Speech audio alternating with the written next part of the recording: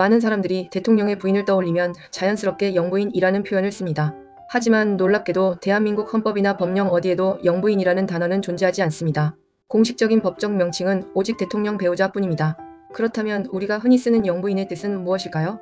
영부인은 사실 대통령의 부인을 지칭하는 말이 아니라 남의 아내를 높여 부르는 일반적인 호칭입니다.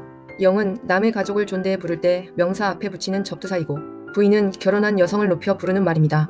따라서 영부인은 단순히 남의 아내를 높여 부르는 표현일 뿐 대통령 전용 호칭이 아닙니다. 비슷한 예로 아들은 영식, 딸은 영애 라고 부르며 누구에게나 쓸 수 있는 존칭입니다. 참고로 흔히 쓰는 사모님은 본래 스승의 부인을 높여 부르는 말이므로 아무 여성에게나 사용하는 것은 적절하지 않다는 점도 알아두면 좋습니다. 그렇다면 왜 대통령의 부인을 특별히 영부인이라고 부르게 되었을까요?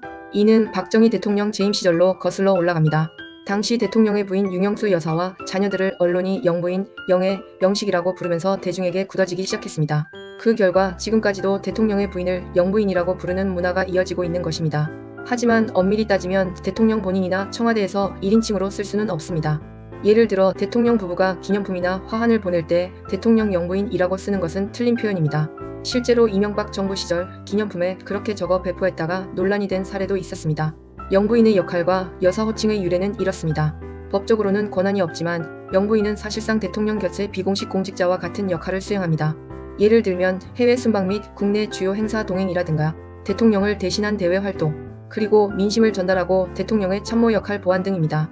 대표적인 사례로 윤영수 여사는 국민의 목소리를 경청하고 대통령에게 반대 의견을 전달하기도 했습니다.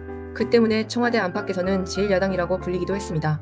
여기서 자연스럽게 등장하는 호칭이 바로 여사입니다. 여사는 본래 고대 중국에서 왕실 기록을 맡던 여성 관리를 뜻했습니다.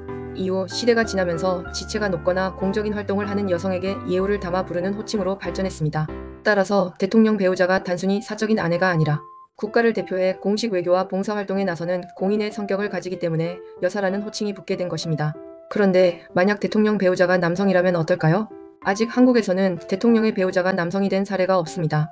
하지만 만약 그런 경우가 생긴다면 영부인에 대응하는 표현으로 부군이라는 호칭을 쓸 수 있습니다. 일부 언론에서는 영부군이라는 신조어를 쓰기도 했지만 정확한 표현은 아닙니다. 그만큼 전례가 없다 보니 혼란이 생긴 것이지요. 세계적으로 보면 아이슬란드 전 총리 요한나 시기르다르도티르는 여성 지도자로서 여성 배우자와 결혼했고, 룩셈부르크 총리 그자비에 베텔은 남성 지도자로서 남성과 결혼해 현대 정치사에서 처음으로 남성 총리의 남편이 등장하기도 했습니다. 정리하자면 영부인은 대통령의 부인을 지칭하는 공식 명칭이 아니라 단순한 존칭 표현입니다.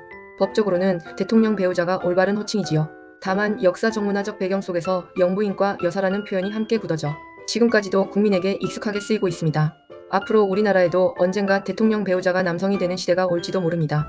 그때는 또 어떤 호칭이 자연스럽게 자리 잡을지 지켜보는 것도 흥미로운 일일 것입니다.